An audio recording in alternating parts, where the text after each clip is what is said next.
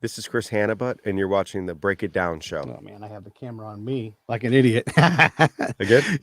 Yeah, do it again just for fun. Right. This is Chris Hanebutt, and you're watching the Break It Down show. Now the camera can go on me. Hey, everybody, this is Pete from the Break It Down show. Hey, if you're watching the show, a great thing you can do is just click on subscribe if you're on YouTube. That's probably the best place to watch the show. The podcast lags well behind the live version of the show, mostly because the profit comes through YouTube. So that's a good way to support the show. Another way to support the show is just go to here. I'll put the link on the page here, and I'll put it in the notes. If you go to breakitdownshow.com and click on the PayPal link, you can put your own subscription in there. A lot of folks will say, I want to do Patreon. I don't need Patreon. I need you. I need me. $5, $10, $25 a month. That helps me drive the show, go out and do these things like right here, be remote. This costs money to go do these things. That's a great way to support the show. You can also get the merch at breakitdownshow.com. Go to the merch store. I'll put the merch store link up here too, should you decide that you want to buy a shirt. And other than that, let's do this show with Chris Hanebutt. We met Chris through our friend Chandra, who is fantastic. It's all music related. Chris is a producer, very successful. There's all kinds of platinum records out here in the walls. So I want to talk to Chris. And hey, man, welcome to the show. Thanks for having me. Nice to meet you. I'm gonna put my hat on because I have it in my hands and I can't quit messing with it. The thing about music and production is there's a lot of ways to make money. And when you're a kid, you think, well, first off, you think you want to be in that booth singing and being like the rock star, maybe the guitar player or the drummer or everything. But you've built a unique path towards success in the music industry, but it's not one that a high school kid would think about, and yet you're doing it. You're living your dream.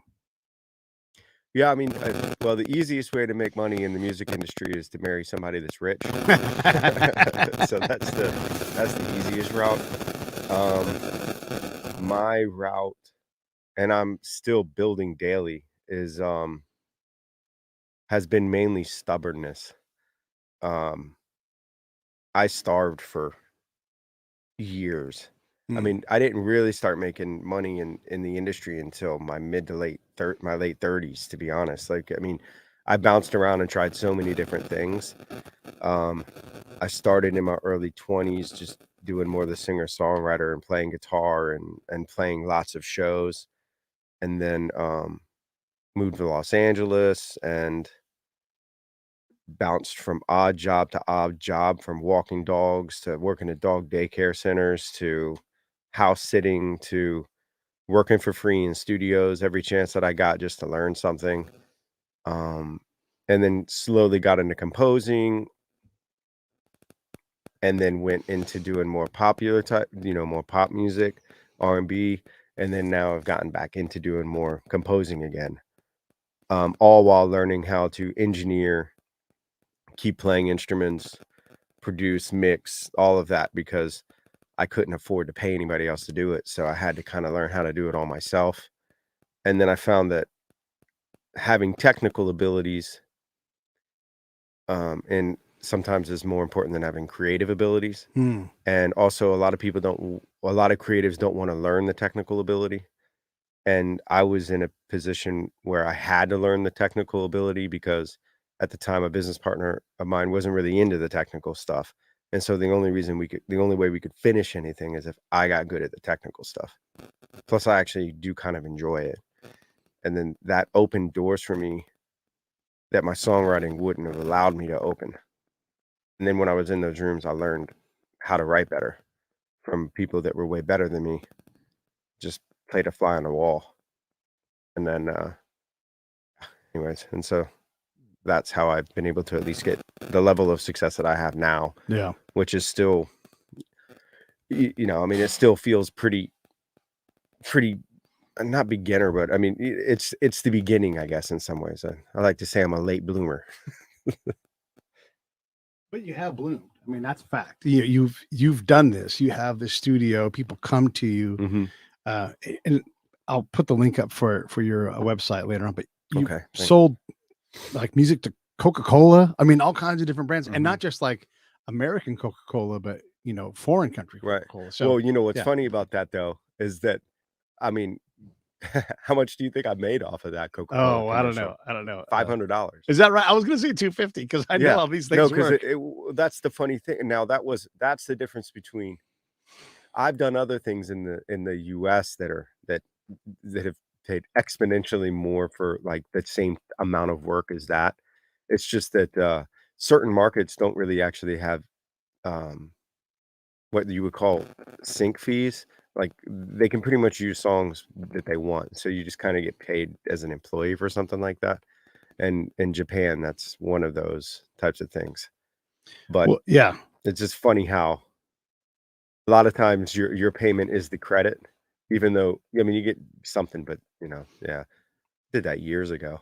And it was, You do get to say you worked for Coke and they of buy your course, music, yeah, right? yeah, yeah, But you are competing with all of those people that throw things into, into some kind of a music repository, like I can go to Audio Jungle, right? yeah, And type in R&B vibe, yeah, The Doors. And there's someone who's like keyworded that into their search. And so you compete with that guy, and that guy works on, this subscription, and maybe they make $25 for that song. So right. so you're getting paid in terms of that market. That does kind of flood out. How do you stand out then and get the next gig and the next gig, so that you're not just making 250, but you're also not being relegated to like I've posted, and there's nothing wrong with Audio Yeah, Jungle at all. right. But you can work on that side of it and then have even more of a hustle to try to get your music out there. Relationships.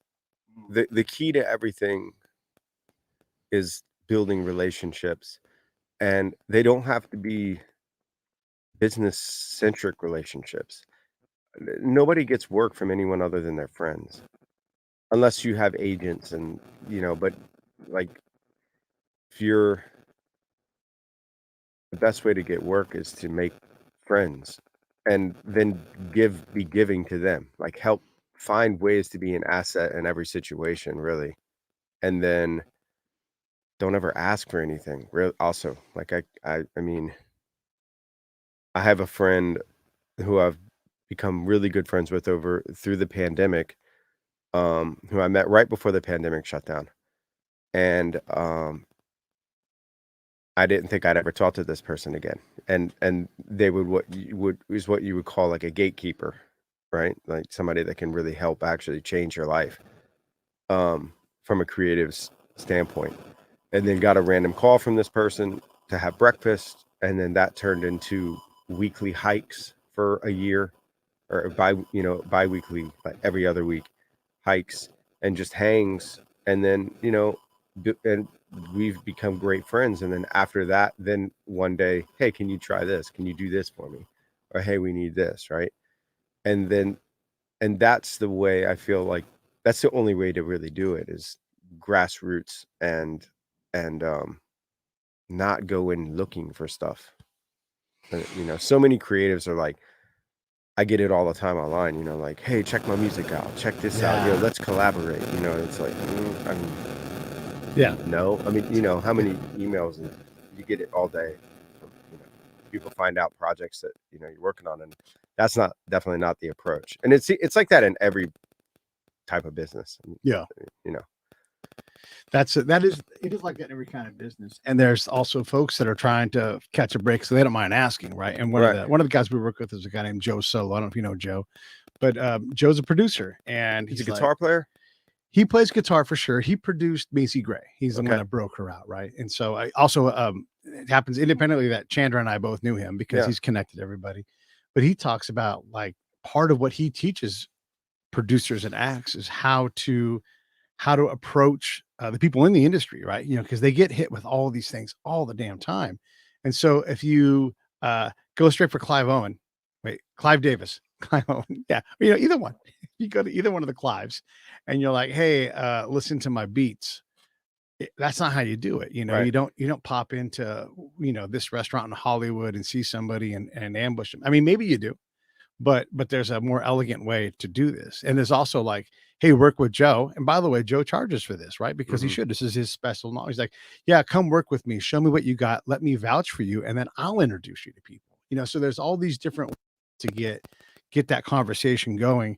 And I think it's interesting because we can be so desperate to make it that we make the path much more circuitous and hard and impossible, as opposed to, look, I mean, you want to meet famous people, go walk the canyons around Hollywood. Right. I mean, it's everywhere. Every single person does it because why wouldn't you do it? That's how they stay healthy. And so, yeah, just go establish a friendship and work from that point of view. In my past life as a spy, my main thing I tried to do was build relationships, build trust, even if it was just a one-time meeting with somebody. I'm not, and you read Daniel Levin's book. We both love that, and we'll That talk was about that in a great. sec. But I'm thinking, what's the least? I have nothing. I don't have. Maybe I have some wine. Maybe I have some money. Maybe I have some whiskey, whatever. But for the most part, I have nothing to offer you except for my trust and my ear, my compassion. Let me hear what you have to say. What's the smallest problem we can solve together? And I never, ever, ever ask for anything until maybe I really need it. But that's way down the road when not only do I have trust, I've tested it. It's a high risk trust, like life and death kind of trust between us, because we're in a life and death kind of game. Does that resonate with you? Yeah. Well, what is the smallest problem we can solve together? Yeah. Is a great way to put it. Like, Mm. that's awesome. I'm going to use that. Please Yeah, use it all the that's time. great. That's very good. And when they come back with a Yeah. problem that's outsized, you're like, no. Yeah. The smallest, the thing we could do tomorrow, today. Right. What is that Yeah, thing? to get the ball rolling. Right. That's great advice for somebody that wants to get in too. That is coming from the position of need. Mhm. Is also a great strategy to use when you're meeting people who are in positions to help. Mm. What's the smallest thing that we can do together just to demonstrate value, Yeah. right? That we both have in common, where that's the key, right? Finding what the big picture objective is, Yeah. and then figuring out how that you can help Mm. get there. And it's funny, the canyon thing, like I don't take studio meetings at all Right. anymore. I only do hike meetings. Right. And then and it's okay, well, meet me here at 8:15 a.m. And Yeah. that's it. Like, and people almost every day I have somebody else meeting me Right. for a morning hike in the canyon. And it's great because we don't talk business so much, talk Yeah. books and life, and I find, like, that's how then you can really figure out how you can help somebody, because it's not talking about the job, right? Like, talking about life, talking about family, and what you really want out of life. Mm.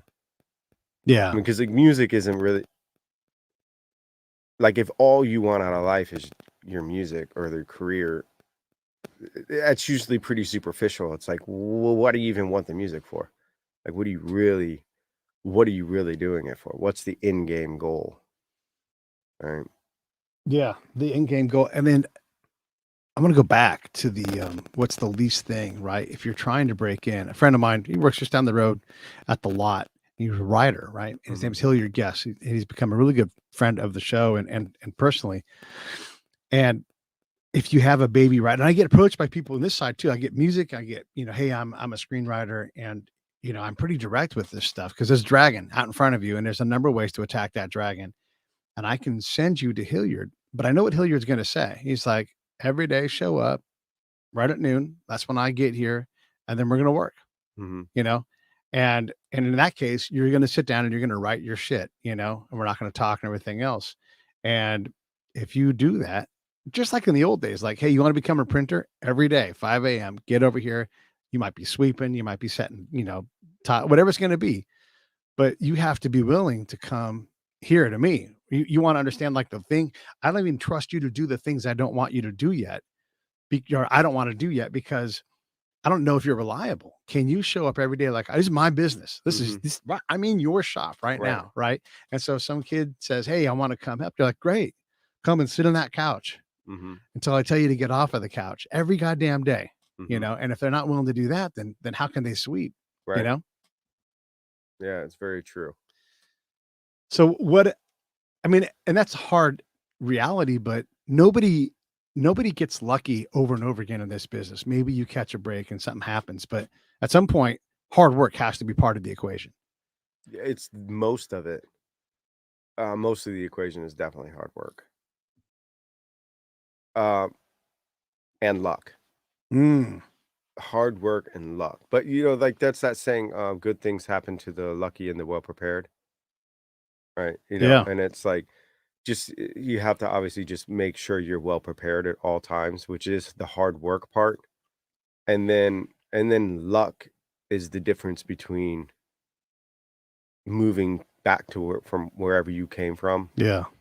um, and staying here and being able to survive.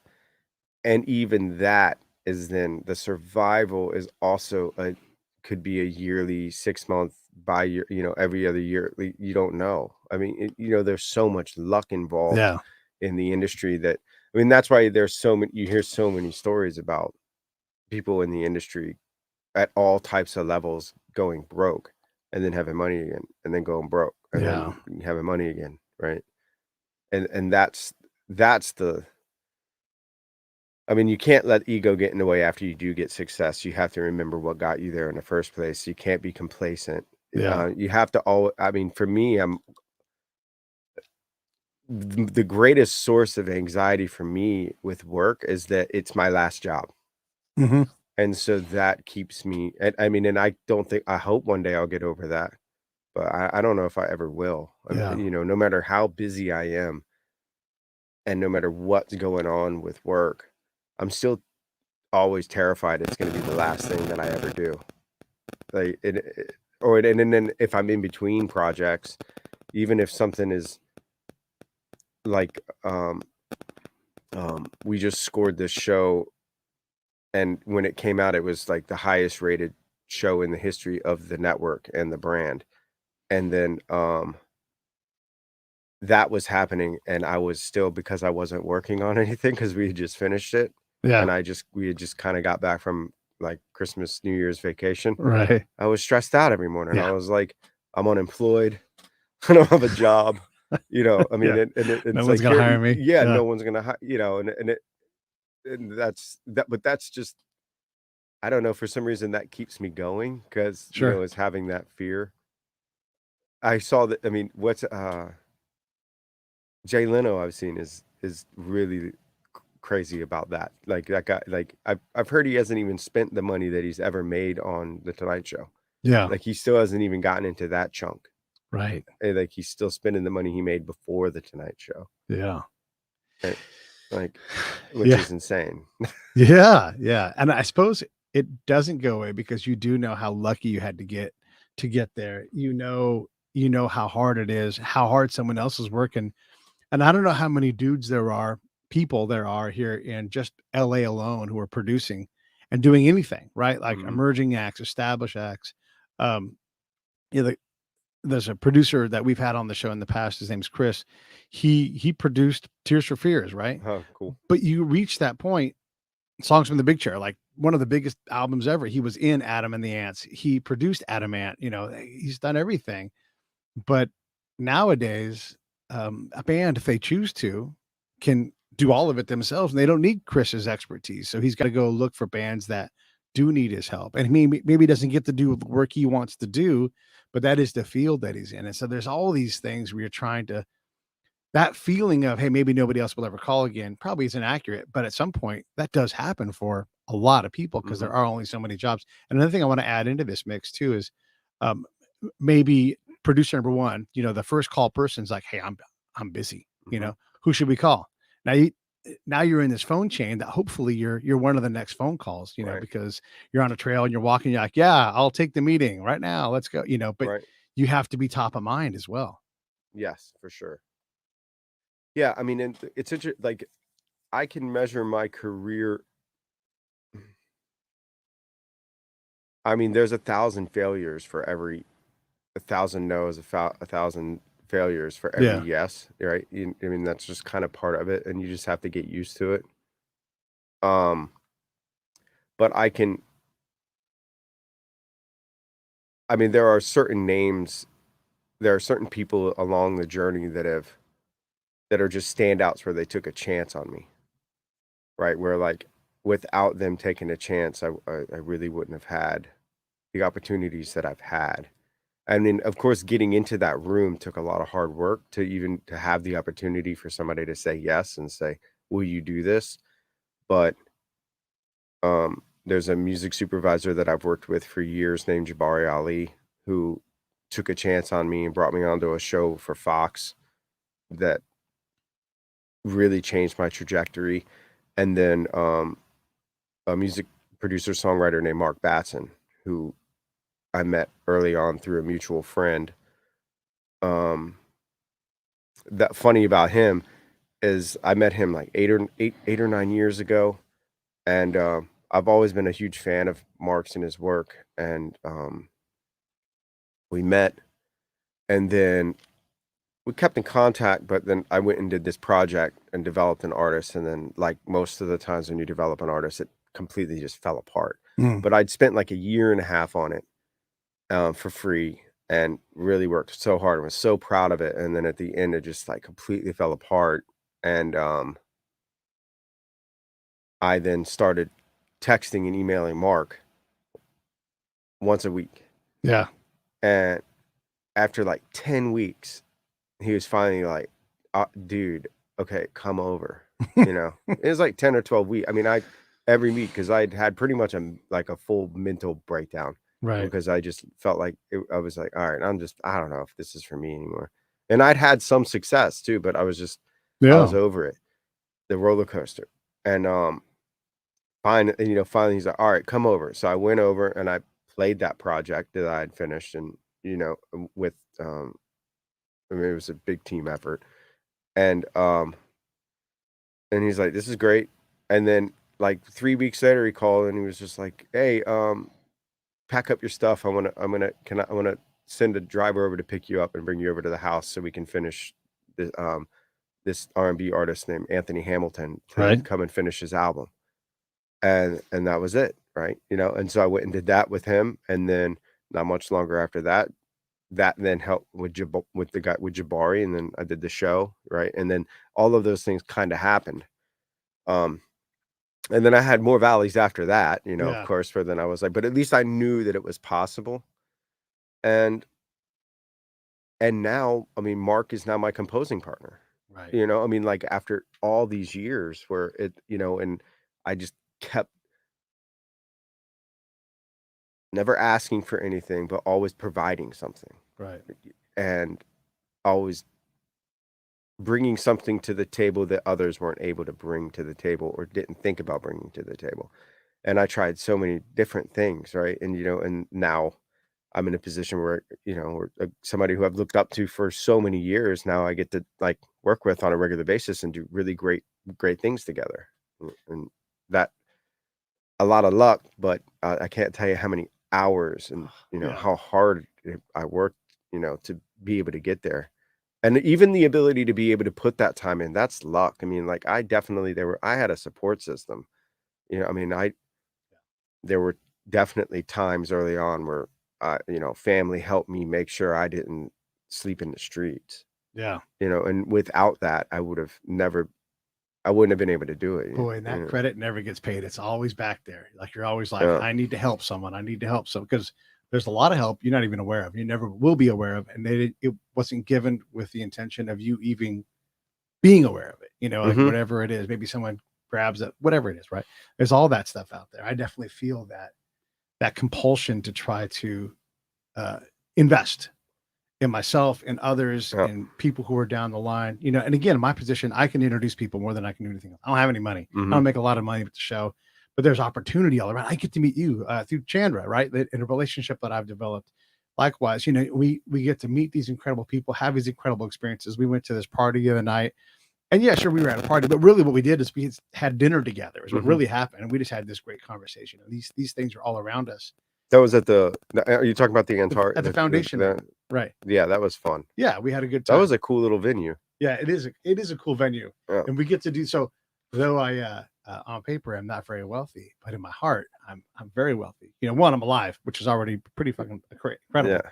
But two, I can look around and I can see like the people that care about me, and I guess I should take a moment and talk to the camera for a second. Hey, the annual Ride for the Brave, it's the third annual one.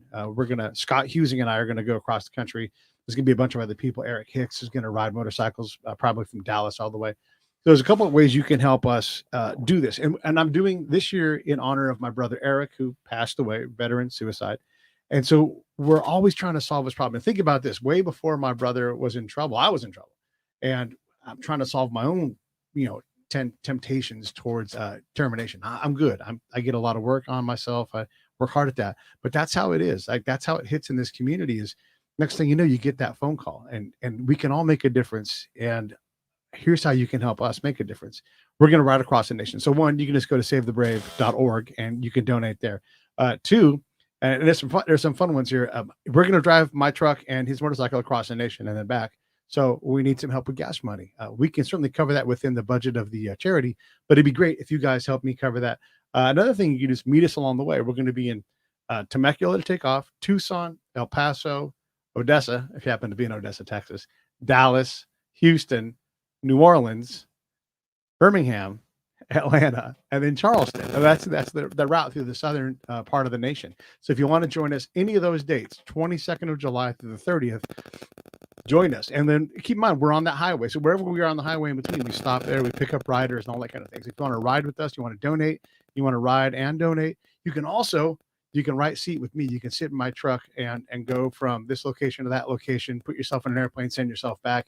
It's a lot of fun. I'm a good road trip partner, but that's how you can get involved. Gas cards, donations, sitting next to me, riding with Scott for whatever distance you want to ride. It is a lot of fun. It's a lot of work. It's hot. I'm not going to fool you. It's kind of like veteran Ramadan, but it's we're definitely appreciative. And when you leave your bubble and you see how big and beautiful this nation is and the beautiful people inside of it, you start to get out of like the headspace of the news and social media, and you realize just how wonderful people are everywhere coming out to support. So if this is your kind of vibe, great. And by the way, if this isn't your vibe for charity, don't start a new charity. Go find one that does what you love and support them and give them your work, because you really can make a difference. All right, enough of me talking about that. Pete at breakitdownshow.com. Tell me what you want to do for the charity thing. All right, so back to Chris and I.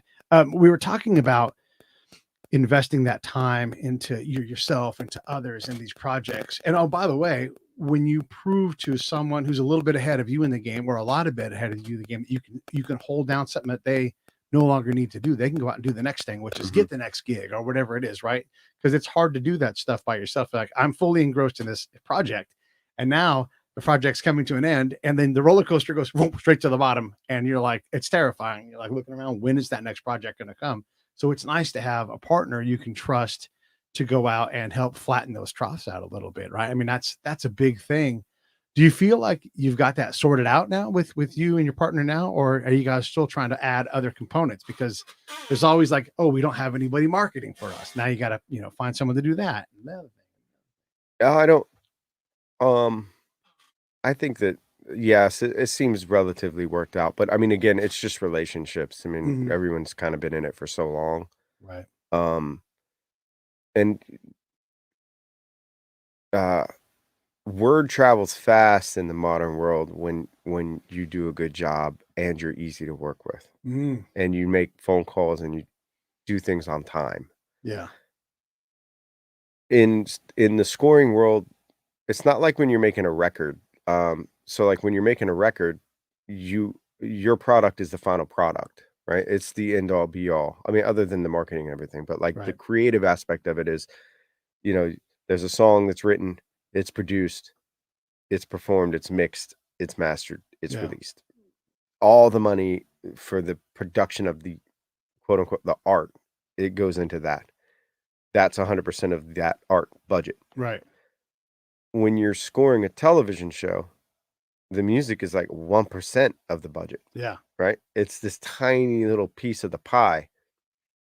So if you don't turn it in on time, you're only 1% of the budget. You're gone. Like, nobody cares about you. Right. You can't have an ego in that world. I mean, you can, but I would recommend not to, because it doesn't do any good. Like, and actually, that's what my favorite aspect of it is that it doesn't matter. Like, your work, you just do the best that you can, make sure that you do it on time so that you don't get fired. Right. And they give you a box that you have to fit in, and you can go to each corner of that box and be as creative as you want in the corners. You still have to fit in the box. And you have to serve something that you're only 1% of budgetarily. Yeah. Now, when you watch it, the music actually is a huge thing to look at. Yeah. But the thing, I don't know if people know, but that you're really only 1% financially of it.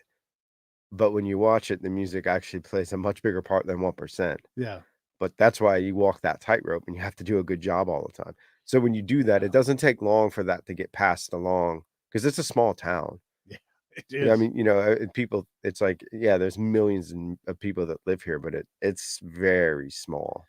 And especially, I've been here for a while. I've lived in LA for 16 years. I mean, Right. and it's like, if I don't know someone, a friend knows somebody. Right. Like, it's pretty easy to you're 1 degree of separation away from almost anyone in the city. Um, which that's different than it Yeah. used to be. Yeah. One of the aspects too about scoring, I'm not a musician, but your music should be for the most part invisible. I mean, there's times when you Right. can really stand out because Yeah. if you're not there, boy, it does stand out. You're like, oh, there's no music in this, and it creates a different vibe and it creates questions, right? So your job is a lot of times just to fill space. Yeah. To be invisible. Yeah. Exactly. The other thing is the industry moves at professional speed. So if you need and I don't know what the speed is for a scoring thing, but chop chop, we're Yeah. about to go. Screenwriters like, hey, in 24 hours, I need all 90 pages. Yeah. And That's the hardest job, I think. And like, people don't yeah, talk about that enough. yeah, Like, people are like, oh, it's hard to be a musician. Now try to be a screenwriter. yeah. Or how about Right. being a daytime drama actor? I Yeah. mean, I that mean, never well, ever it's the stops. screenwriting stuff is nuts to me because a song, you can make first of all, a song's only 3 minutes long. It costs damn near nothing to make. Right, You write a screenplay, the only way you're gonna get paid off that is if it goes somewhere. right. And then for it to go somewhere, it costs millions of dollars. Like, Yeah, it's not even and then it true. takes a year to make. I Yeah, can make a song in an afternoon. yeah. Where Your best work can be it's locked up in an option and never get made. never get made. Yeah, And nobody even knows. yeah, And you got paid. right. You get like a in production IMDb credit.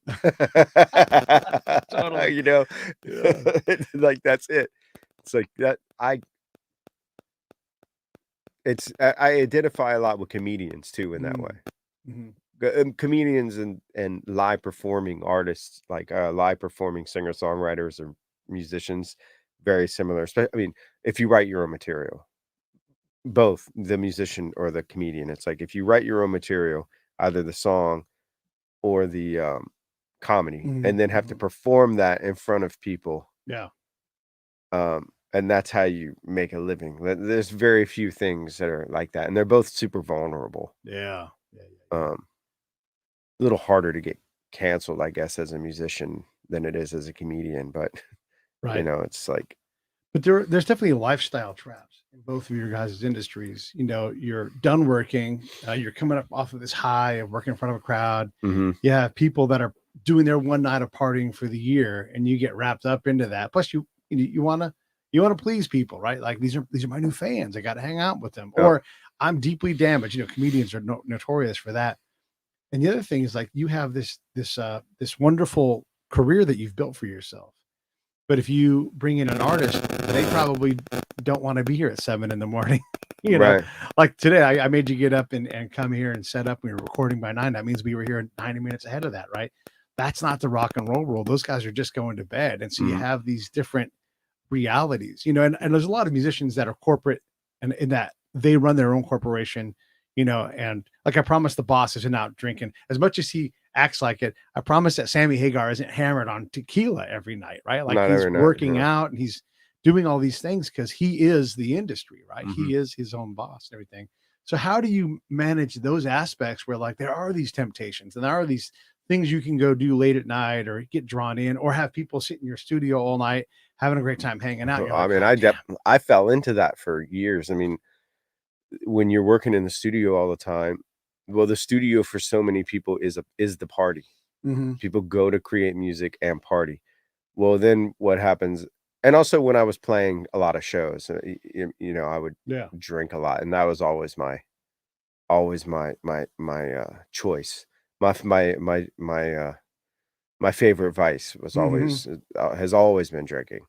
And so there were years when I was working in the studio 7 days a week where, it was just like session after session, everybody was drinking. So then I drank every day for years. I mean, Yeah. in my 30s, I had to quit drinking. I just drank way too much. And it's that cliche. I just got sick and tired of being sick and tired. Mm-hmm. I mean, it's such a cliche So thing, true but though. like if you drink a lot or you realize, and I was so unhealthy. Yeah. It's like 40 pounds heavier. Well, not 40 pounds heavier than right now, but Right. I mean, 30 pounds heavier Yeah. than But right alcohol now. heavier is It's pretty different. bad. Yeah. And yeah, so I mean, I quit drinking for 3 years. And then now I drink some, but it's a completely different experience now. Yeah. You know what I mean? I do. I don't drink at work like I used to, you know, where we would just drink, Yeah. you know, all so Yeah. much. Like I don't do that. I don't drink at work anymore. You know, I'll drink at events and stuff like that. And even that takes a support system, and have to be very self-aware Yeah. and careful because it is a slippery slope for me, you know. As like what we were talking about earlier with Mhm. genetics, right? That's Mhm. Yeah, it yeah, just right. is it's I just like it more than the average person. Yeah, I've definitely evolved with drinking too, where, I might like on a Friday show and not I could drink right now if I wanted to. It's Yeah. not a problem for me Well, in yeah, any it's way. almost it's 9:30. Yeah, I don't mind. I don't mind having a morning beer. It's fine Yeah, for me, right? yeah, I also don't have a problem with that kind of addiction. I probably eat too much but for me, alcohol can just be a thing, just like to be social and be fun.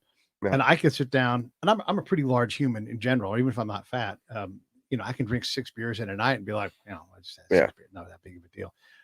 But I don't get drunk the next day. I don't get, for the most part, I might pick a night or two out of the year where I'm like, tonight is a night where everything's set up. It's all safe here. I'm going to just drink and have a great time and not Yeah, like meter it or monitor it. Right. But that came through a lot of decades of seasoning and right. practice and understanding, like, how to actually, I would say, medicate myself in a way to like, now I'm in the vibe, now I'm in the groove and I'm good here. Mhm. But yeah, when I was younger, it was more like, if there's drinks in front of me, I'm going to drink them. And I was never an alcoholic. I tried to be an alcoholic. Yeah. It just didn't work for me. Right. I always had that gift of moderation. Yeah, I don't have a gift of moderation. I mean, it comes through a lot of work now, Right. right? Yeah. And even then, I just moderation to me is just I don't drink. Mm. That's my moderation. Yeah. Yeah. That means don't drink. Yeah. And then if I want to drink, then I drink, Right. you know. And I like to blame I'm Southern, so like it's like a sport where I come from. So Yeah. it's, you know, Yeah. it's definitely that's just Chicago's the same way. yeah, Going to that's bars is part of the culture. Right. yeah. I mean, that's just how we do it down there. Right. But that it's taken a long time. And I don't know, I don't ever feel like when I was drinking a lot, I don't ever feel like I was running from anything. Yeah. Just really enjoyed it. But the biggest thing that I realized is how much time I wasted. Mm. Like, Yep. that's the thing, and you never get time back, Yeah. and so anything that's like that, any vice, not only is it's super unhealthy, Yeah. but it's really the time that you lose because I found that I use it as a way actually just to not, you know, is to shut my brain down Mm-hmm. so that I could not do anything. Like, Yeah. you know, just sit on the couch and Mm. be content in sitting on the couch. That's not easy. Right, and that's what helped with that. Yeah. Yeah. I definitely But can appreciate that. yeah, and I just replaced it. There's a book, The Power of Habit. I Mm. can't remember who wrote it. Maybe like Charles the Hog or something like. Anyways, that book when I first stopped, like when I took that a lot long break from drinking, that book was a big thing because it talked about when you have habits of that you have to find something else to replace it with. Yeah. And so I just replaced it with reading and hiking Mm. and you know, and running. Yeah. And that actually I get the same feeling out of that when I get up every morning and go put my miles in.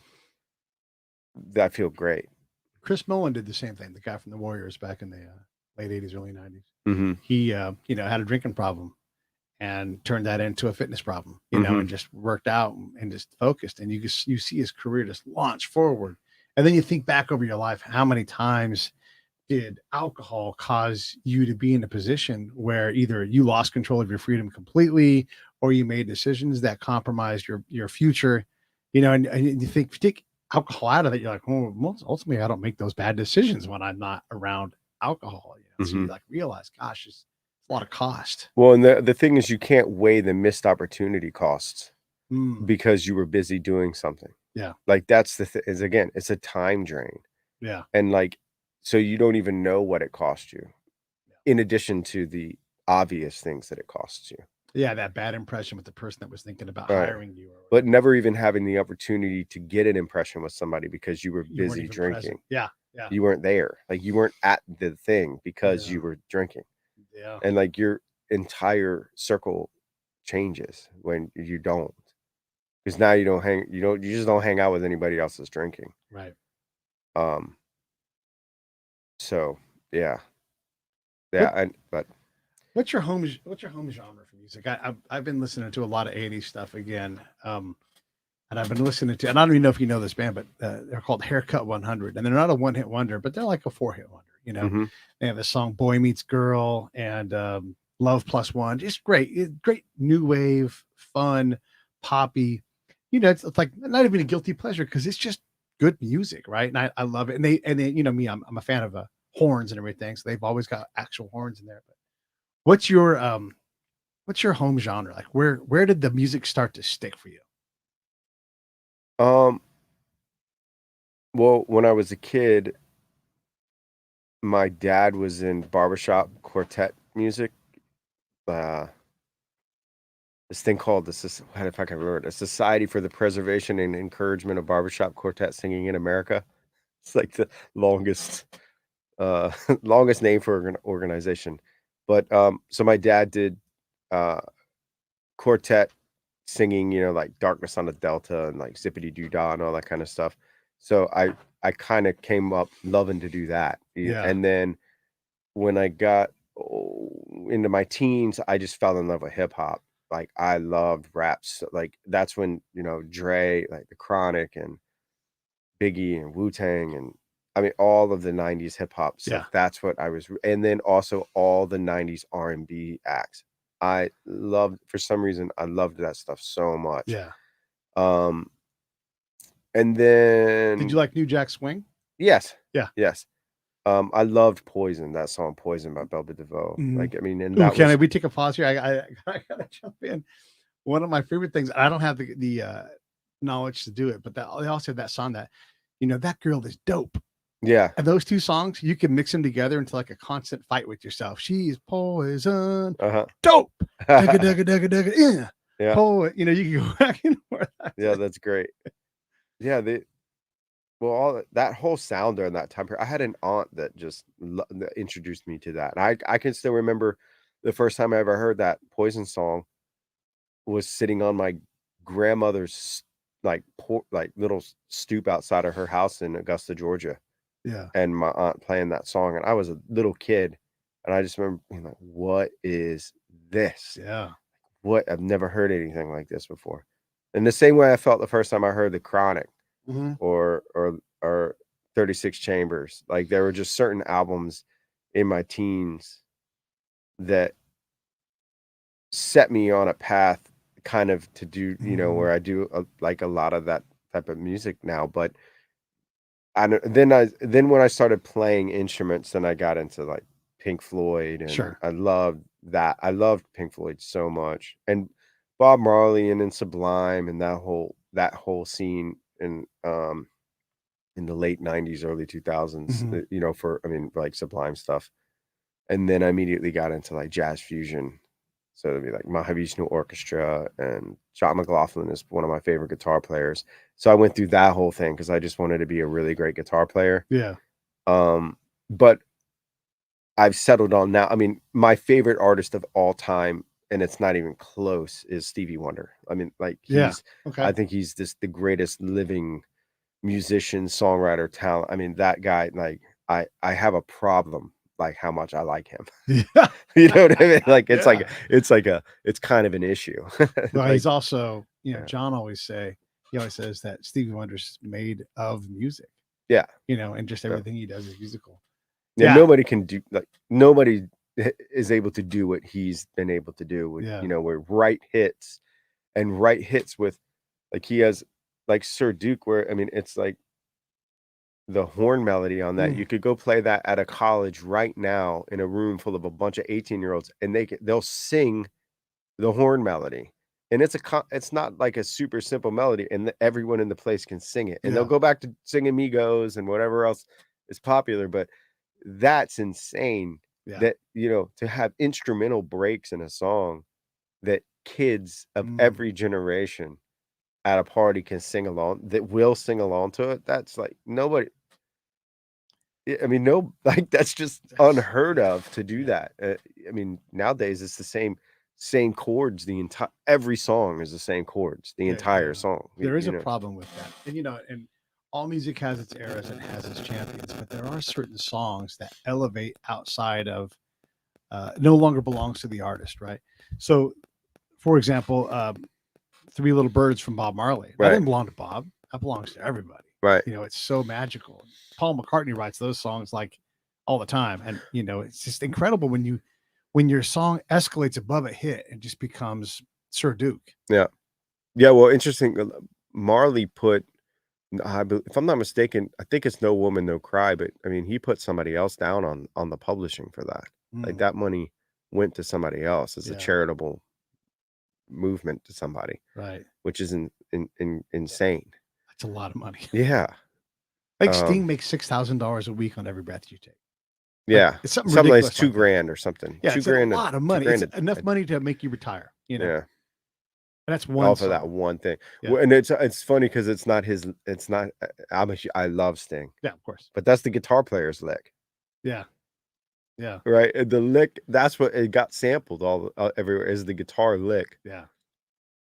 I hope that guitar player gets a nice chunk of that. Andy Summers? Yeah. I promise he's fine. I hope he does. I promise he's fine. I've been to his house. Oh, okay. That guy does. He does what he wants to do. Yeah. That's the kind of money he's got. Good. What's funny about Andy, just to talk about him for a second, when we met him, his house is like right downtown. I mean, it's not hard to drive to if you know where it is, but if you don't know where it is, you'll never find it. San Diego or here? No, it's here. It's here. Oh, like Hancock. Yeah. I'm guessing it's Hancock Park. He lives in Beverly Hills. Oh, okay. But you wouldn't be able to find it unless like the UPS guy can find it. But it's it's like the Bat Cave where like a grass wall comes up. Like it is secluded. Yeah, and it's right on one of the busiest streets in the city. That's an interesting thing. We just had Ray Parker Jr. on the show, and Ray's not as hard to find, but he also has that money, and he had it before Ghostbusters because he'd already written worldwide #1 hits, where he can do whatever he wants to do, and that is a truly rare thing. Is that possible in your part of the work where like I would just think, I mean, I don't know. Like, can you? Yeah, like it's how much money has Danny Elfman made on? Well, he's made so much money off of that. Yeah, I mean that's a different thing, but it's also the industry has changed a lot with that too. Like streaming. I mean, there's not. I mean, and I don't know. I don't want to like jinx anything, but there's not going to be a show that's going to go on for 25 years again. Right. I mean, it's just, or however long The Simpsons has been on for 30 years or something. Yeah, I mean, like the model just doesn't work that way anymore. I mean, Netflix makes more money by making new shows.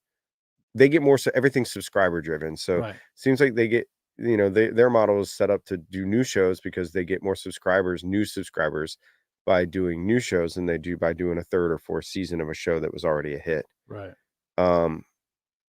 And so most shows don't go that long. Yeah. 4 years, 3 years, 2 years, if it gets picked up.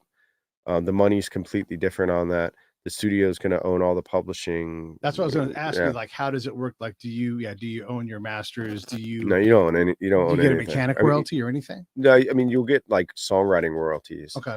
But even if you're writing songs, I mean, now if you're syncing songs, like when I write a song that gets synced into a movie, you retain your rights and you get paid a sync fee, like an upfront fee, and those are pretty substantial for large movies. But there's also, that's not like you don't get to keep all of that, right? I mean, it gets split up. There's lawyer, management, other collaborators, lawyers, yeah, and then early on in your career, there's always middlemen that are taking half of it before it even gets to you, before that gets split. So quickly, $80,000 can turn into you walking away with $8 really fast. Like absolutely right. I mean, so you just, that's also part of it. And that changes as you grow in the industry because you learn you know, I've signed some pretty bad deals. Well, look, it's part of the process. You know, like Yeah. we think about like the NWA example, you know, and how they got taken advantage of. But that is the music industry. Like that's how it works. And when you get your second, third deal, if you're good enough to get a third deal, you know, you're not in a position to say, you know, I'm going to make you guys money, but you're going to give me more of it. And I think about, I always use this example of Willie Nelson bringing Redheaded Stranger into CBS. I think it was that owned that his contract at that time. And they're like, is this a demo? And he's like, nope, I've got creative control and that is the product. And it turned, and they didn't know what he knew. He knew like this is going to be a special album and it's one of the greatest albums of all time. But it wouldn't have happened earlier in his career because they would have rejected it out of hand because it wasn't what they thought they could sell. But at that point, Willie knew how to sell music better than they did. It's interesting to see those pictures of Willie when he was younger, when he was like completely clean shaven. Yeah. And you know, like a nice haircut, wearing a suit. Right. Yeah. It's so interesting because Yeah. I never think about him like that. It's like when I heard Bee Gees early music for the first time and it sounded like kind of like the Beatles. Right. It's like, what? Yeah. How they turn I mean, it's such, that band is pretty like how that early Bee Gees music, they used it in Cruella. Oh, did they? Yeah. Some Bee Gees. There's an early Bee Gees song in Cruella. Huh. That's very prominent in that movie. Yeah.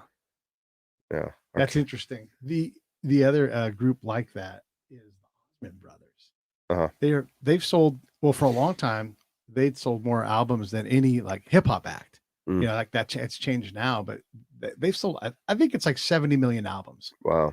And that is, as you know, like that is a significant pile. Yeah, it's crazy. And that's not just Mormon folks buying, that's the whole world buying their albums. Especially as an artist. I mean, there's not a whole lot of artists that sell that many albums. I mean, like songwriter, it's easier as a songwriter or a producer to sell that number because you're working with 100 different artists. Right. If you're the only artist and you're releasing your own music, I mean, to go platinum as an artist is, and these are incredible. albums, like not like singles too, you know, like, oh my God, it's a lot of records.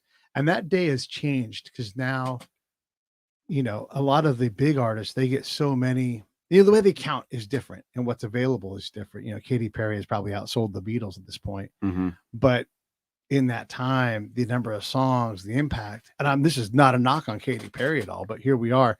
The Beatles, they haven't toured since 1966. That's 50 plus years ago. We're talking ancient times in terms of music, but their stuff is played in every stadium around the world all the time. Yeah. There's always room for a great song. Yeah. It's like, so are we getting great songs still? I think so. Okay. I think there's great songs for sure. Yeah. You have to search for some of them, but I mean, there's always great songs. I mean, and who's to say my opinion of what is a great song or isn't? Who cares? Yeah. As long as the audience thinks it's great. I mean, and sometimes it's not even about the song. It's about what it makes you feel like. You don't have to know any of the lyrics. That's true. I mean, it doesn't mean it won't be song's not going to be around probably in, you know, a few years. Like, you know, there's not a whole lot of artists, I guess, that are like making things that people are going to remember in 50 years, maybe. Yeah.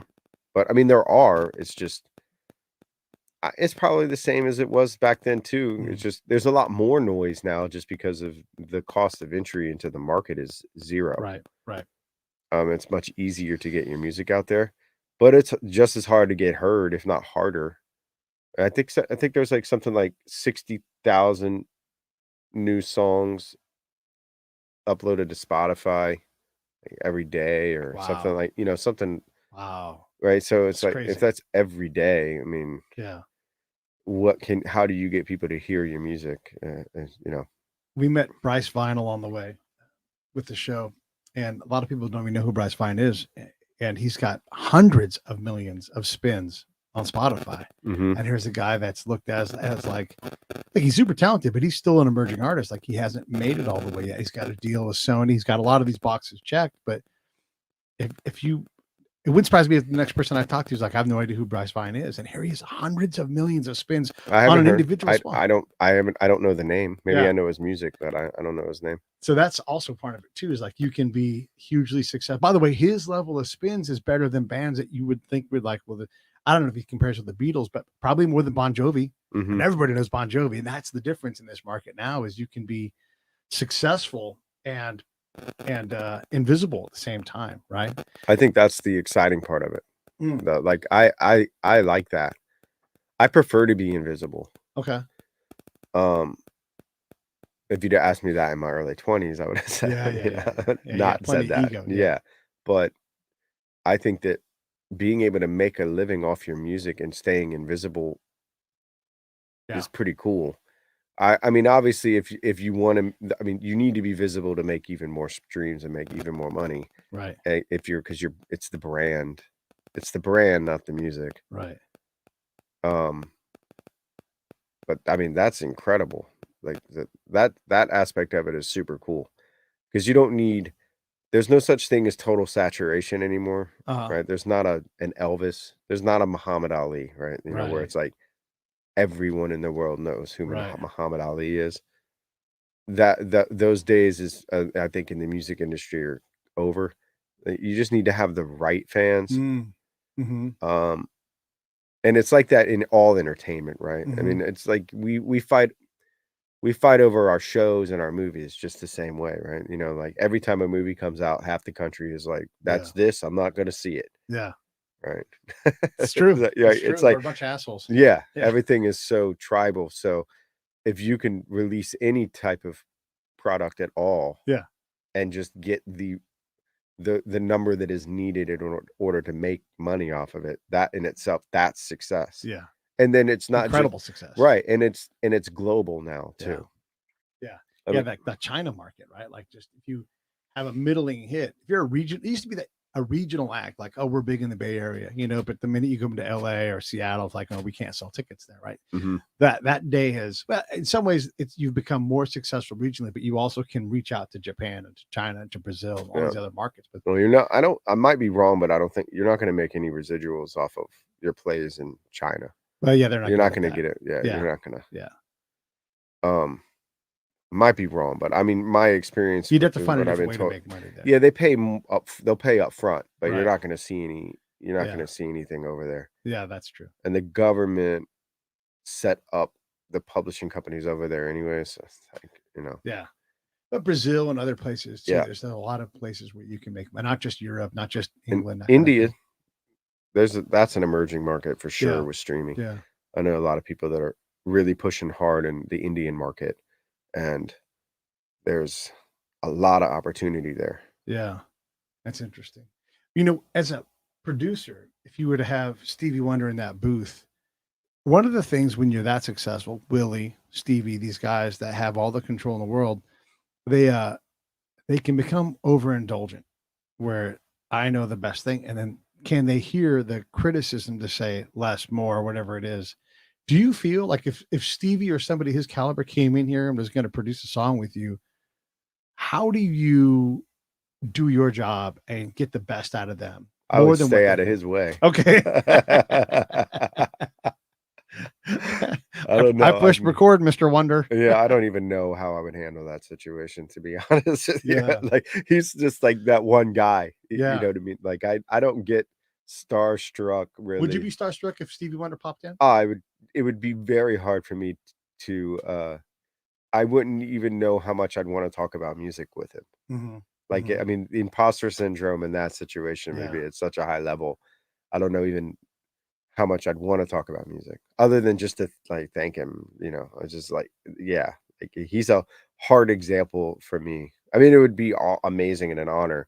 So, I mean, I would just kind of do whatever needed to be done to try to make it better in some way. Not better, but sound great. Right. You know, I don't know what else I would be able to do.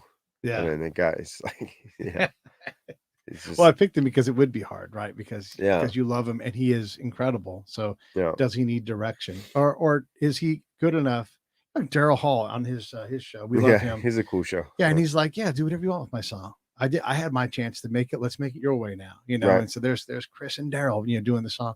So I bet he'd be open to hearing what you had to say. He's certainly Oh, not yeah. afraid of those suggestions. But you're right. Like sometimes you just want to shut up and get out of the way. The thing is that if he's there for a reason. Okay. Right. So that's the other thing to keep in mind. It's Yeah. not like you didn't crash his session or her session. They're there. You're there for a reason. Yeah. And they're there because you have something valuable to contribute. Yeah. Even if it is just to be quiet. Sometimes that's just as valuable. Right. Yeah. As a spy, one of my favorite questions is nothing, just silence. Yeah. And you just let that person ask their own question or expand on their own thought, and you let them just sort it out. Another thing in the same vein where it's got to be the same for you is you can just say subtle things like, are you happy with that? And then they're going to think and go, and I do that a depth. lot. Yeah. A lot of times, like if I'm engineering, which I don't love doing, but if I am, I'm a lot of times, especially with artists when they're on the mic, I'm like, well, let's listen. What do you think about that? Yeah. It's also nice because I'll do that also a few times in the beginning just to kind of gauge where their how much they like to analyze themselves, right? Because if I'm hearing issues and they're like, oh, that's perfect, then I know, and then I'll push a little bit. Yeah. If they think it's all crap, but I think it's good, then I'll be more encouraging. Yeah. And so I try to play both sides of it Right. depending on how the artist reacts to their own stuff. Yeah. That seems to help get the best product. Yeah. Because you don't want to be hard on somebody that thinks everything they do sucks. But you can't just agree with everything that an artist says if they think they're amazing. If you're there to help it be better, right? I mean, some people though, they don't take feedback very well, right? I mean, that happens too, right? Yeah. There's artists out there that just they don't, Yeah. it doesn't matter, or they don't want to kill the vibe, right? Vibe over. What's that thing? The saying like, don't let perfection be the enemy of good. Yeah. Right. Unless that band is like, no, we like my home band would be U2, right? And they have the courage and the money to attack any song and see if it's good enough for them. And you might not like the final product, but they did when they let it go out because they don't have to release anything they don't want to anymore, right? Right. And so they want perfection, and good is the enemy of perfection is how they look at it. And so they do things like, the producers, they know that, like whoever it is, Eka Mouse or not Eka Mouse, Modest Mouse, those guys, they know what to do because U2's like push us, so like, well, let's deconstruct it. Why don't Edge, you grab a dobro and Bono grab some maracas, now sing it. And then see if you can kill that song off. And when they can't kill the song, then it's withstood their version of rigor. And that's rare now, right? It doesn't feel like that happens. Yeah. The development side of the music industry seems to be, at least in the popular side of it, because of like how important TikTok is and how important the algorithms are and all that. It's like they don't give time for kids to develop. Yeah. Or sound different. Right. Well, yeah, that's everybody's looking for. Yeah. That's an industry issue. And it's always been there, but it seems to be pervasive right now where, like that fake hi-hat sound that is just in every damn song. It's kind of going away now, but you even hear it in movies where you hear the same sounds, like these rushing sounds or like the sliding rubber sound. You can hear them in movies all the time. And it stands out now. You're like, oh, they've used that song, that sound again. But it's also what works for now. Right. Yeah. It's cyclical.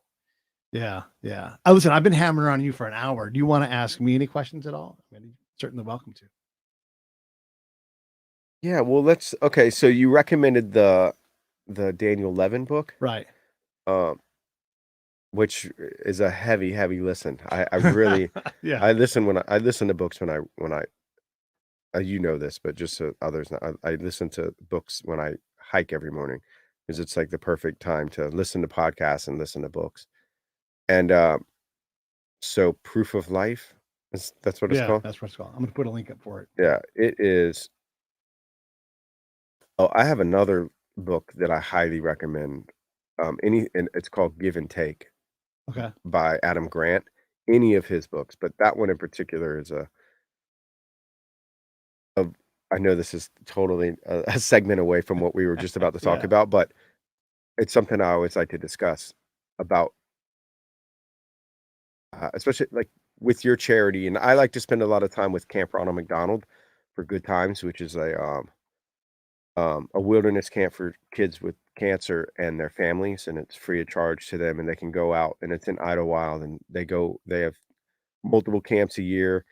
Kids get to go out there with their families and spend time with other children who also have cancer, and they get to be kids as opposed to the kid with cancer, you Right. know, and it's all the thing is run entirely on donations. I mean, some comes from McDonald's, but I mean, like maybe, I don't know, a very small percentage of it. It's mainly all donations. What was the book that you were saying earlier? Give and Take, Give and Take. by Adam Grant. Got it. And so that made me think about, again, the importance of giving, right? And so Adam discusses there's 3 types of people. There's givers, takers, and matchers, and the importance of being able to determine whether you're dealing with a giver or a matcher or a taker, and then the importance of being a giver. And you don't have to be selfless, but it's like you have to be giving. And I found that the more you give and you allow yourself to be surrounded by other givers, and you can analyze what type of people you're around, eventually you just are surrounded by other givers who are also successful. And then everyone's just giving to each other and helping each other be successful. And that has been the most important aspect of how I approach the industry, is that I can see a taker from a mile away. Yeah. And then I know how to deal with them. You know, and then there's the matchers. It's like, okay, I know if I ask for something, I have to give something, or vice versa, right? Yeah. Because and then givers, it's like you just give and don't expect anything in return. Like just help, you know, and it always comes back. And that being like that spreads like wildfire too, I find. Yeah. I want to jump in and talk about that because I classify myself as a giver. I do a lot of things for other people. And you know, look, I need compensation, but I know that's out there, and it's not comfortable if you're a taker or if you're a matcher. It's not comfortable to, like, why would you do that? Like, I don't know, it's just how I'm wired. Like, yeah, I probably should say no to more things, but I can say yes to this. You know, like we got burned at a dam with something that we did for somebody, and I was saying to John, I'm like, yeah, but I'd rather like fault on the side of being kind and giving and generous, as opposed to saying no to something that I probably should have said yes to. You know, I have less regret about that. Right. If that makes sense. Yeah. I mean, you can't be upset for giving, because even if you got burned, it still felt good when you gave. Right. Like at the end of the day, you still did something that was good. Yeah. Okay. So now back to the Daniel Levin book. That was a wild listen. And so, okay. Your role, okay, what branch were you in? Army. Okay, so and you were an intelligence officer? Yeah, counterintelligence agent. Okay, and then where were you okay, you said Iraq, and were you also in Afghanistan? Afghanistan, Bosnia, Egypt. In what years?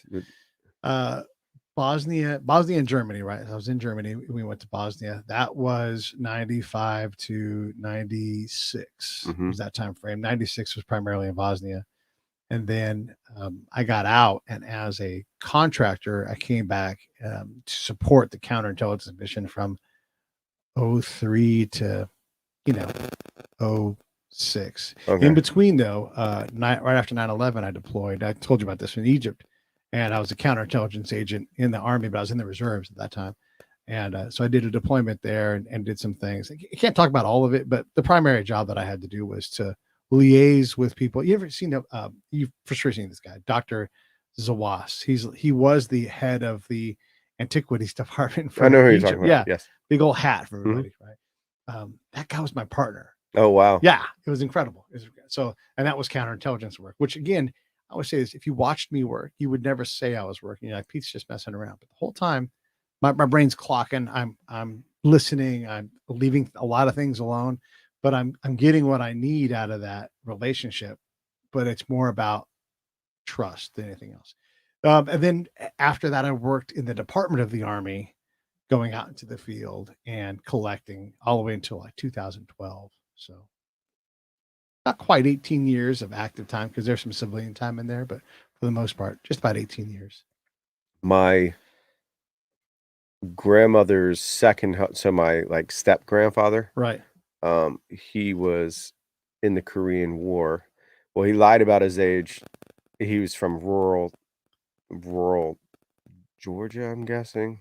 But like his family was so poor that he would go as a small child and steal the bottles from drunks that had passed out and go sell those. Yeah. And then worked his way up into being like more or less a moonshiner.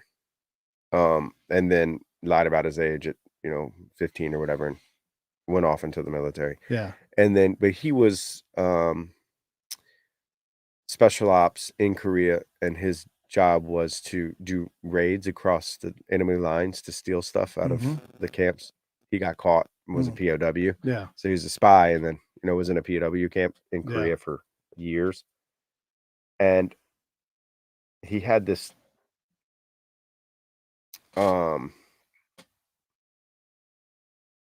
his eyes had a certain amount of water in them at all times that I'd never saw again until I met another guy about his age who was an investor in a project that I was working on, that just kind of came through the studio one night. And it was a cadence in the way that he talked. Yeah. And how glossy his eyes were at all times. And when he left, I asked the assistant of him, I was like, man, he reminds me of a family member I have. Was he a POW? Yeah. He's like, yeah, he was. How did you know? Yeah. And it was this thing. It was like so strange. Yeah. It was a cadence, and his eyes. And I don't know how to explain it other than he reminded me so much of him. Yeah. And I was like, they have to have that in common. Yeah. Interesting. I mean, do you notice that with people too? I mean, like, are there tells, like, with shared experiences that just cause people to act certain ways that you're like, you know what, you know what I mean, like, as when you're pulling in information? There's a lot of tells, and the secret to what I did was that we were the bigger problem. If I could get us to make less errors, we would lose less, right? And so you think, like, what's a spy's job? Well, to predict the future or help you act in a way that will make the future less dangerous for you. And so I would hear things that the unit would say, and I'm like, aha, this is where I can help them. I can help them understand. So they would talk in terms of future assumptions of success, in terms of like stabilizing the government, whatever it is. So, and this doesn't sound like I'm looking for bombs. I'm always looking for bombs, but you don't ever ask for bombs. You meet the people who have the bombs and they talk to you, or you get warned about that. So it's, for me, that's very passive, because if you go directly for threat, you don't want to be found by me. You just have to not be found. You just don't talk to people, right? And so you're trying to find something that doesn't want to be found. You can't look for it. It's kind of a Zen thing. It has to be comfortable coming back every day, not doing that. But if you come back every day with other news, that the commander's like, I can adjust my operation based upon these things, then okay. So we would say things like, we're going to go, and I always use the example of inoculate goats, and that's going to cause the people to love the government. Well, that's bullshit. I know that's bullshit, right? And so I'll be like, oh, great, I want to go on that mission. I'd go on that mission, and then I would go back a couple of days later, be like, what happened here 3 days ago? And I would ask those questions. And what our assumption as to what happened. And I always talk about affect over effect. So what's the emotional response to us coming out and inoculating these goats? Like, what do the people think? And if they don't think the government's ever done anything for them, as the commander, you're like, well, we just did something for them. I'm like, well, they recognize it was done and they appreciate it, but they think you did it. And then the commander's like, what do you mean me? And so then I realized that the commander was the most important person in that region. And so I can watch how they plan everything. And I'm like, the commander has too much influence in this valley. We're not letting the government, the governors, the chiefs of police, the judges, we're not letting them do their job because we're so dominant. And so I would hear the domination in what they would explain in terms of what their operation was, what they did, what they were going to do, what was going to happen. I can go out and go, all right, let's go see how so We all agree rule of law is a goal here. We're trying to establish this court system. How come when I go talk to the judge, because no one else talks to him, how come he doesn't hear any cases? Well, he's lazy. And I'm like, well, he's not lazy. Here's the whole story. So I would hear these things, and then I had to learn to, it was, and this is God's honest truth, it was much more dangerous for me inside the Army camp and staff rooms, because if I didn't operate carefully, they would kill me without me knowing. And I mean, figuratively, right? But I got kicked off of camps a lot because I had a lot of bad news, a lot of contrary news. Didn't change the fact that it was a fact. And so those tells for me were much more towards like, this guy's going to be a problem. And I could say to the commander, this guy's going to be a problem. I could be wrong, but give me some time and let me try to illustrate what the people are saying about, how things are and how this person's reporting it. And there were a lot of times when I got that person like changed or removed, or they removed themselves or whatever it was. So when it comes to like those tells, like Daniel Levin, I'm sitting there trying to think of the next thing to say to that chieftain. And I'm trying to understand who he is and what's important to him. And the less I'm involved in that conversation, the more I'm listening, the less ego I have, the less I'm worried about, like, you want to tell if you're deployed, if someone says, but my commander wants to do this, that will perk my ears up. And I'm like, whatever else I was doing, I need to fix that, because that's going to be a problem, because the commander should be irrelevant out here. No one should even know who the commander is if you're trying to establish a government. I know that isn't very like, like I'm in a casino gambling and playing, chemin de fer, drinking gin, but that is the reality of modern combat. Like that's where it is. You have to have those tells, and you only get that through experience.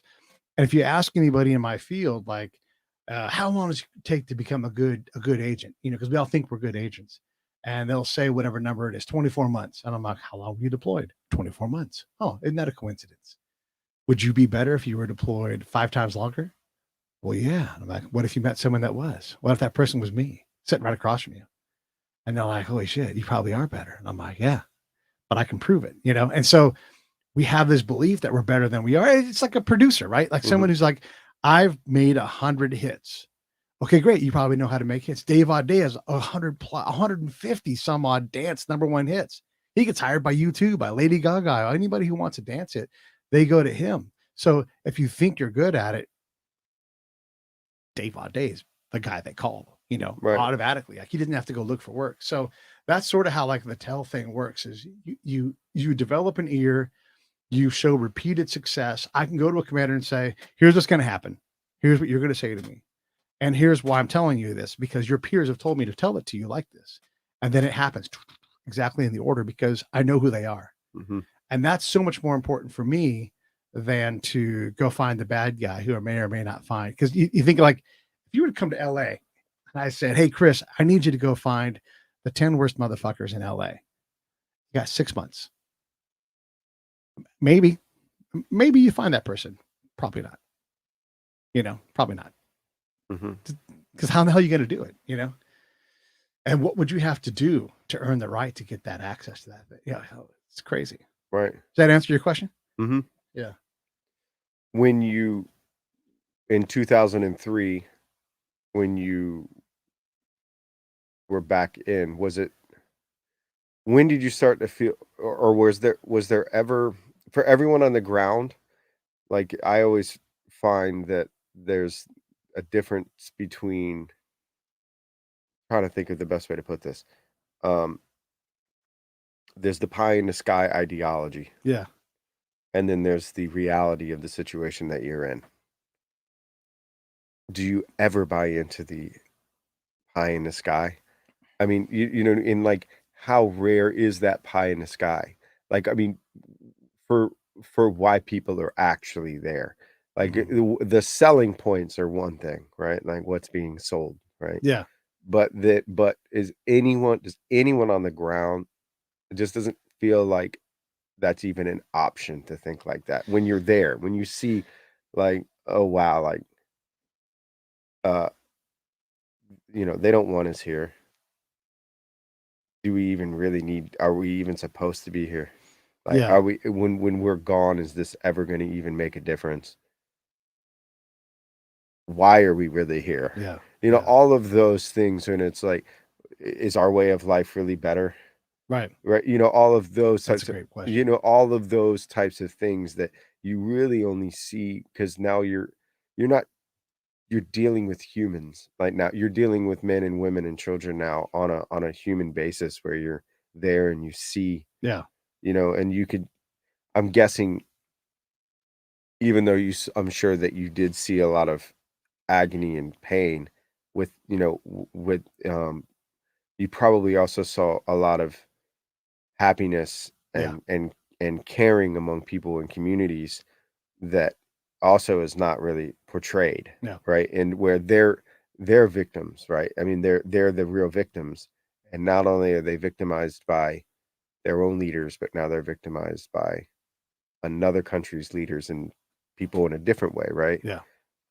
Um, with freedom as the candy, Oh boy. right?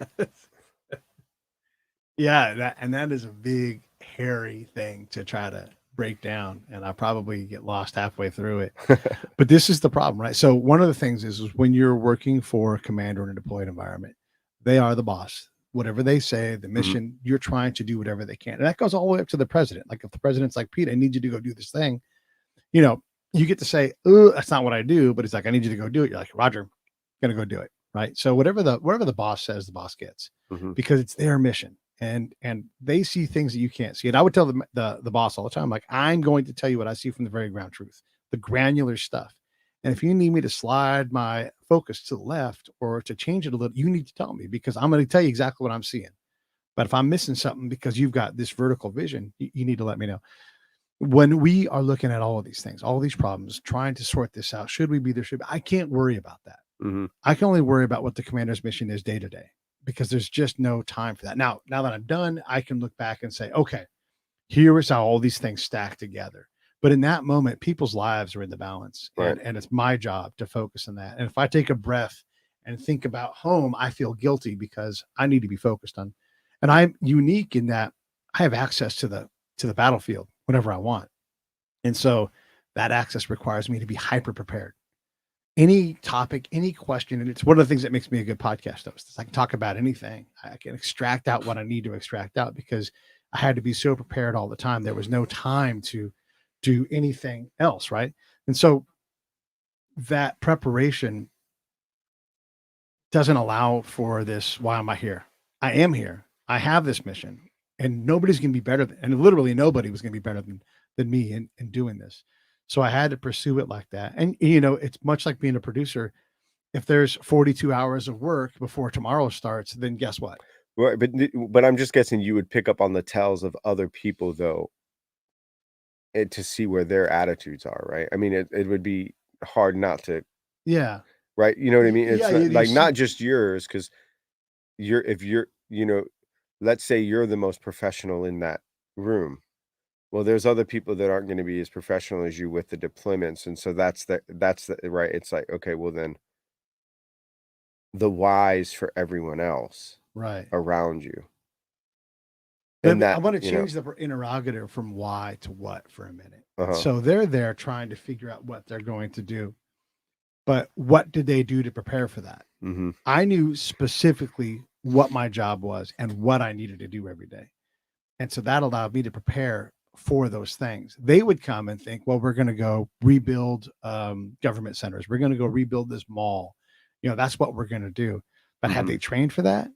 Had they learned anything about how challenging it is? Did they understand the battlefield at all? Why would a farmer stop growing poppy if the moment you leave their area, the Taliban have complete influence over them? Why would they risk their family's safety? Mm-hmm. And so the whys and the whats are often out of alignment because we haven't done the work as a nation. And I'll throw our partners in there too. All of our standard, Australia, all these guys, everybody works hard at it, but we focus completely on, we focus 95% of our effort on lethality.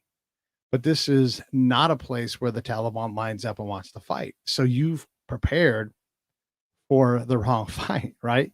So you're Ali, and you're like going to go into the OK Corral. You can box all you want, you're going to get killed. And so we would get killed all the time, but we wouldn't allow ourselves to know it because we had trained so hard. And we reported how much stuff we want. We just did a lot of stuff. And I would try to get units to do less stuff. Mm-hmm. Do what you do well, and do within the bounds of what the government wants you to do. Not our government, their government. And if you're doing anything outside of that, you're doing it by design, by exception, because sometimes you do have to compel their behavior, right? But only sometimes. And so I heard a tell the other day during the early parts of the Ukrainian war, and they're like, see these Ukrainians, they fight for their country, not like these Afghans. And I'm like, that guy's a problem. That guy's a problem. He caused us to lose in that war because he didn't understand why you're here. You're here to establish. And I'll just tell a quick story of what that guy. No, well, I mean, but that's silly because it's like, and a lot of that comment is ridiculous because the Afghans were fighting. They just maybe weren't necessarily fighting for us. Yeah, they're right. fighting for them. Yeah, which means they're fighting both us and the Taliban. I mean, originally, yeah, right? they I mean, know how to like, survive. yeah, like that's what they do best. Right. Yeah. For a long, long time. They'll Right. still be doing that way after America is gone. And that's Like, so that's that like tell, before right? us and after. And so you're there and you're like, why are we here if we're going to be this poorly prepared or this bad at what we do and think that we're so good at it? A lot of my peers, I'm very critical of them because we're all trying to be professionals. And if you're a professional, you should have thick skin to take it. But most of us deployed, did our job one time. It wasn't the job we were trained to do. We really didn't take the training part seriously because we didn't focus on it. Like to engage with the human. Look what Daniel Levin does in his book, right? Mhm. Look what I do with people. It's taken me years and tons of practice and tons of self role playing and everything to develop these skills. You think you're not even going to practice it for 10 minutes and show up and effectively communicate at the level I'm communicating? Sorry, it's not going to happen. Right. But that's what we did. We sent people that were completely unprepared. In that book, the conversation with the Anas character at the end, it was so the breakdown of how the money was transferred between different parties Mhm. from UN to government to family members to Right. everything was really, really interesting. I mean, totally disheartening too, because I mean, it's like, of course you think that type of stuff is going on, Yeah. and I mean, but to have it, it's incredible because it's the same way we kind of feel about domestic stuff here sometimes, Ugh. where you're just like, oh No. my God, like this revolving door of, all this. It's like everybody, it's a bunch of bad actors acting poorly constantly, Right. on every side. And then, and of course it's happening there too, Yeah. and then it's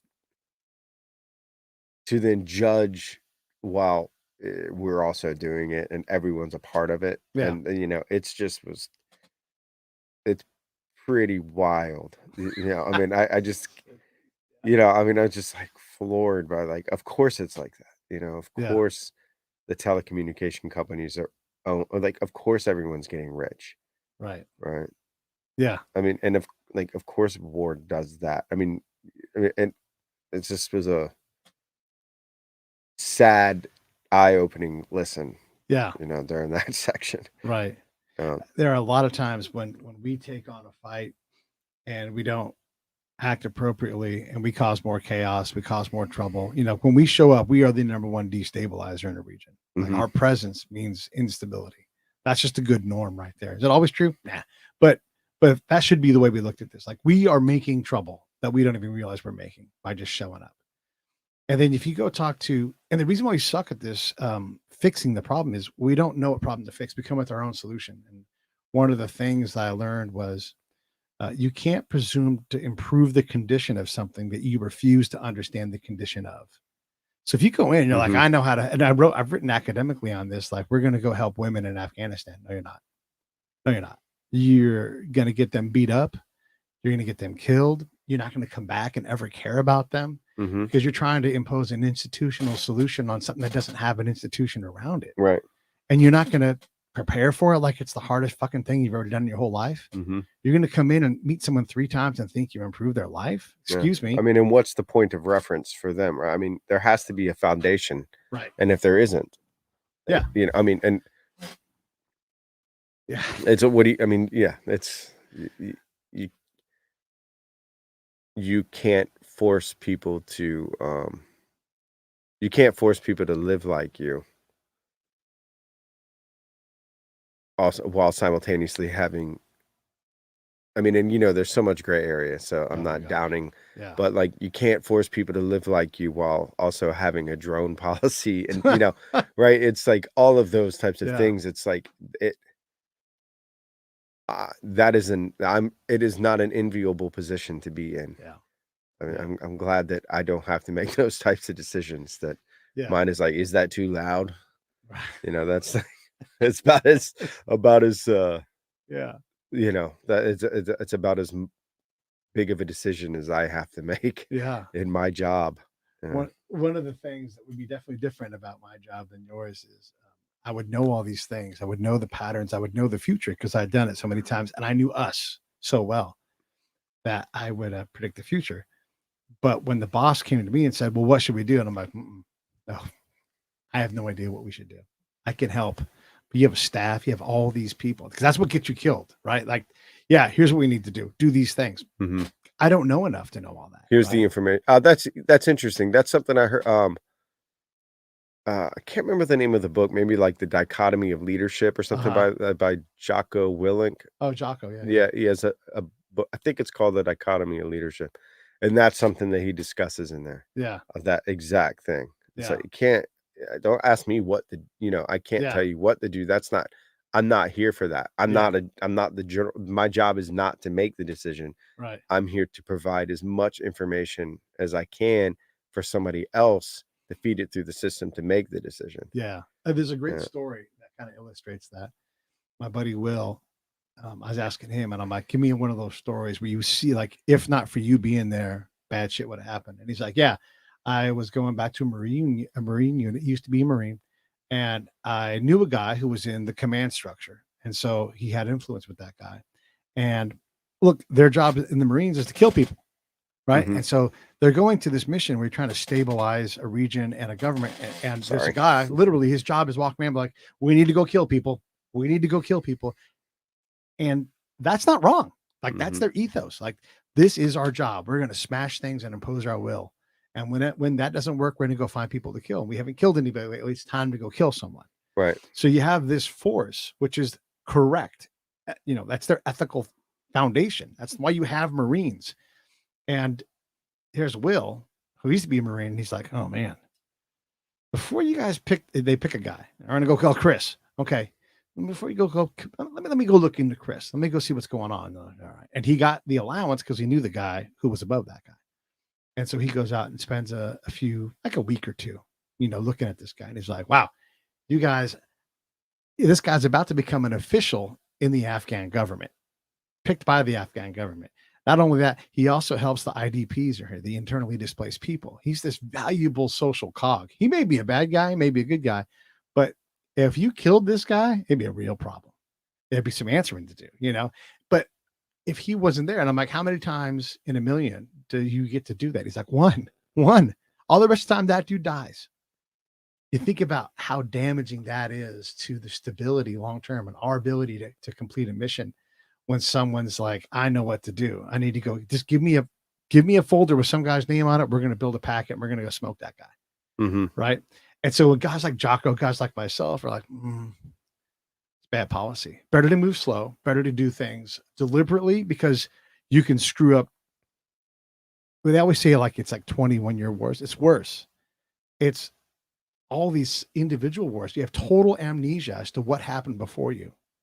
You have no idea what any other unit did, what progress they made, anything. It's all gone, right? So you have this, it's a singular thing. And when someone comes in and says, what should we do? Like, give me some time to go study this whole thing. And we move faster than that. So that's why, like, you can't prescribe a solution. All you can say is do less. Are they better at sharing information? I mean, is that getting better and better? Who's they? Which they were talking about? They, as I mean, just in general, different branches, different intelligence when on the ground, right? Is there because you're saying it's like battle amnesia. Well, I mean, it seems like if there was a constant flow of information where it needed to be shared, none of that capacity remains. It all leaves. Right. And so unless I stay in an area for 2 or 3 years, then I become like the well of knowledge. but the moment I leave, it's all gone. So you think like, so one of the questions I always got asked, they'd send, hey Pete, we need to know the answer to this question. How many schools are in that region that you're in?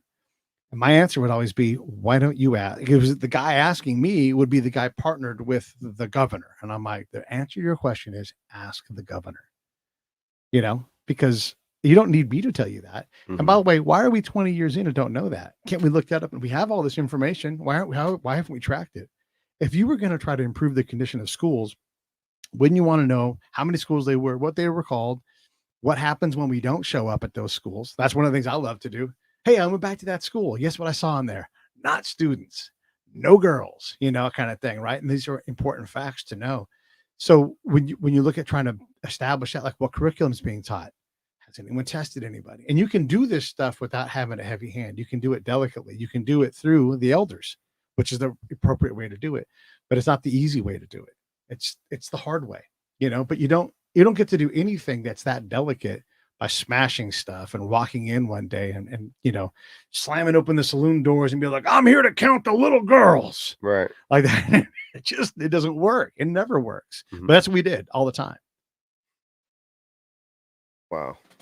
Yeah. Yeah. Yeah. But if you say that out loud to those people, and they're my friends, everything that we talk about is focused on threat. Well, that guy's tied to the Taliban. Yeah. The Taliban's from here. Right. Be like, oh, you're talking to Angelinos.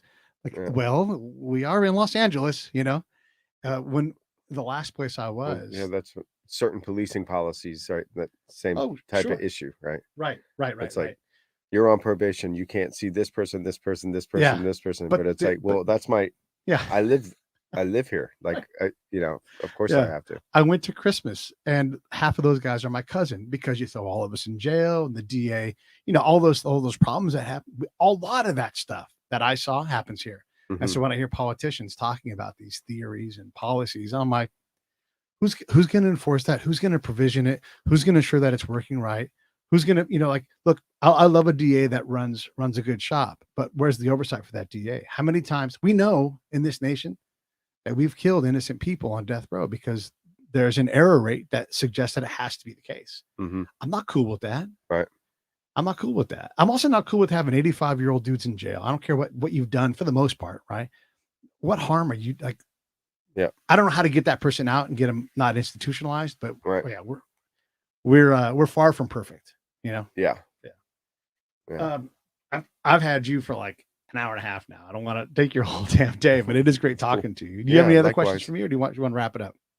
No, I don't really have any other questions. No. It was really great. I had a good time. Thank you. I appreciate you driving up, and it's been great. Great to meet you and hang out. Now that we've hung out a few times now, I know, and right? I'm sure I think I'll see you at the house at some point too. Yeah, in a couple of weeks, we're gonna do another show with your girl and her buddy Rashida. Yeah. All right, stand by one second. Hey, thanks for watching the show. I really appreciate it. Right here, you can subscribe. Please do that. It makes the show grow. Hit that notification bell so you know which incredible guest is coming up next.